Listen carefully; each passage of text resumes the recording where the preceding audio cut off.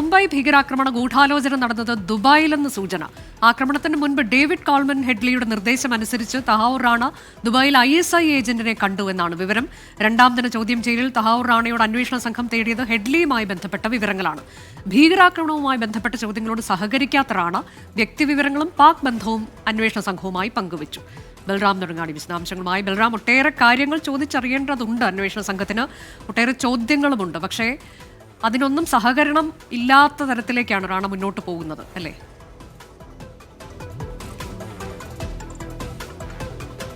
ഈ മുംബൈ ഭീകരാക്രമണവുമായി ബന്ധപ്പെട്ട്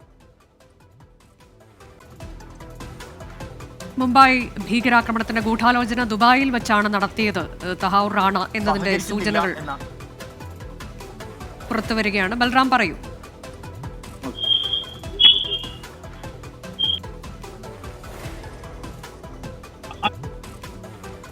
ബന്ധപ്പെട്ടും ഒപ്പം തന്നെ ഡേവിഡ് കോൾമാൻ ഹെയ്ലിയുമായി ബന്ധപ്പെട്ടുമുള്ള ചോദ്യങ്ങളോട് സഹകരിക്കുന്നില്ല തഹാവൂർ റാണ എന്നാണ് NIA സംഘത്തിൽ നിന്നും ലഭിക്കുന്ന വിവരം. മറിച്ച് തന്റെ വ്യക്തിവിവരങ്ങൾ സംബന്ധിച്ചുള്ള കൂടുതൽ വിവരങ്ങൾ വെളിപ്പെടുത്താൻ അയാൾ തയ്യാറായിട്ടുണ്ട്. പാകിസ്ഥാനിൽ ജനിച്ചത് എവിടെ, മാതാപിതാക്കൾ, അവരുടെ ജോലി, സഹോദരങ്ങളെ കുറിച്ചുള്ള വിവരങ്ങളെല്ലാം തന്നെ റാണ അന്വേഷണ സംഘത്തിന് കൈമാറിയിട്ടുണ്ട്. എന്നാൽ ഈ ഭീകര ആക്രമണവുമായി ബന്ധപ്പെട്ട് US ഇന്ത്യക്ക് ചില വിവരങ്ങൾ കൈമാറിയിരുന്നു. അതിൽ ഏറ്റവും നിർണായകമായ വിവരം എന്നുള്ളത് ഈ ഭീകരാക്രമണത്തിന്റെ ആസൂത്രണം നടന്നത് ദുബായിലാണ് എന്നാണ്. ഈ ഹെയ്ഡ്ലിയുടെ നിർദ്ദേശമനുസരിച്ച് റാണ ദുബായ് സന്ദർശിക്കുകയും അവിടെ ഒരു വ്യക്തിയുമായി കൂടിക്കാഴ്ച നടത്തുകയും ചെയ്തിരുന്നു.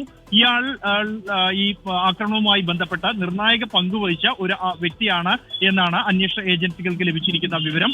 എന്നാൽ ഈ കൂടിക്കാഴ്ചയുമായി ബന്ധപ്പെട്ട ചോദ്യങ്ങളോട് സഹകരിക്കാൻ റാണ തയ്യാറായിട്ടില്ല. അത്തരം ചോദ്യങ്ങൾ ആവർത്തിക്കുമ്പോൾ തനിക്ക് അതിനെക്കുറിച്ച് ഓർമ്മയില്ല എന്നും ഒപ്പം തന്നെ ഈ ചോദ്യങ്ങളിൽ നിന്നും ഒഴിഞ്ഞു മാറുന്ന സമീപനവുമാണ് തഹാവൂർ റാണ സ്വീകരിക്കുന്നത് എന്നാണ് അന്വേഷണ സംഘത്തിൽ നിന്നും ലഭിക്കുന്ന വിവരം.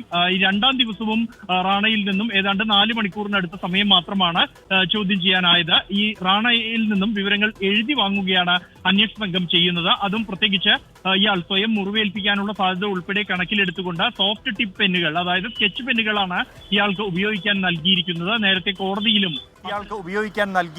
നേരത്തെ കോടതിയിലും അത്തരത്തിൽ ഉപാധികൾ കോടതി നൽകിയതും സ്കെച്ച് പെന്നുകളായിരുന്നു. അതേസമയം ഈ ആക്രമണവുമായി ബന്ധപ്പെട്ടുള്ള കൂടുതൽ വിവരങ്ങൾ, പ്രത്യേകിച്ച് ISI ഏജന്റ് അടക്കമുള്ളവരുമായി റാണയ്ക്കുള്ള ബന്ധവുമായി ബന്ധപ്പെട്ടുള്ള അന്വേഷണം രാജ്യവ്യാപകമാക്കി നടത്താനുള്ള നീക്കത്തിലാണ് NIA. മുംബൈ ഭീകരാക്രമണ കേസ് പ്രതി തഹാവൂർ റാണയുടെ ചോദ്യം ചെയ്യൽ തുടരുകയാണ്. 4 നിർണായക ചോദ്യങ്ങളോട് ഉത്തരം നൽകുന്നതിൽ തഹാവൂർ റാണ വിസമ്മതം പ്രകടിപ്പിക്കുകയാണ് എന്നതാണ് കഴിഞ്ഞ ദിവസങ്ങളിലും ഇന്നുമെല്ലാം പുറത്തുവരുന്ന വിവരം.